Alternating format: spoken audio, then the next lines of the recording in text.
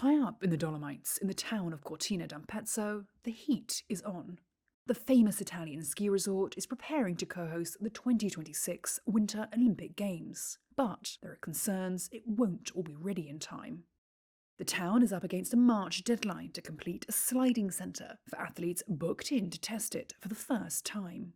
But finishing the centre, which will stage Olympic bob, skeleton and luge competitions, is giving local organisers a headache, especially because climate change has meant natural snow is in short supply.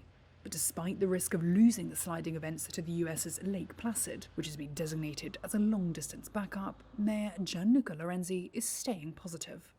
There are backups for everything, but it's not worth taking them out. As of today, the plan B for the bob races does not exist because it has been made clear the sliding centre is being built here. Although the International Olympic Committee had suggested using existing venues in neighbouring countries, the Veneto region and the national government ultimately opted for a full rebuilding of Cortina's Eugenio-Monti track. Named after an Italian bobsleigh racer who won 2 silver medals at the last Winter Olympics held there in 1956, the revamped site has an estimated cost of $123 million. But critics argue it risks being a white elephant. Here's activist Marina Menardi.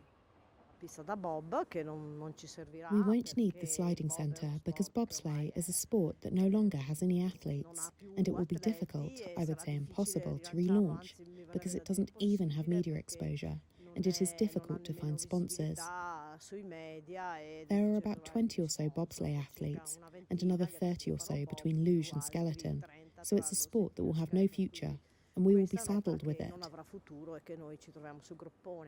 The return of the Games to Europe comes when climate change and rising temperatures are posing an existential threat to many of the region's traditional skiing centres. Some 90% of Italy's ski slopes rely on artificial snow, compared with 70% in Austria and 39% in France, according to environmental lobby Legambiente. And Cortina is no exception with its snow guns, but these methods are not sustainable in the long term. Preliminary research from the IOC has warned that only 10 nations will be able to host the Winter Games by 2040 due to climate change.